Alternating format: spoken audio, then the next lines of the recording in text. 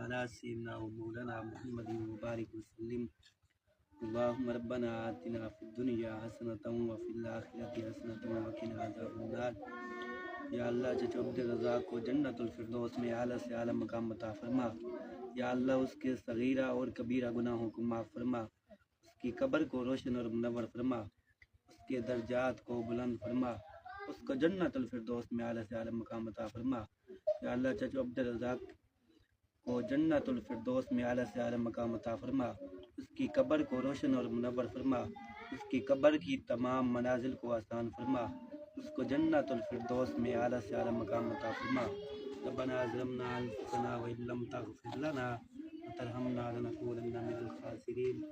ربنا تقبل منا انك انت السميع العليم وتب علينا انك انت التواب الرحيم. وصلى الله تعالى على حبيب خير خلقه محمد وآله.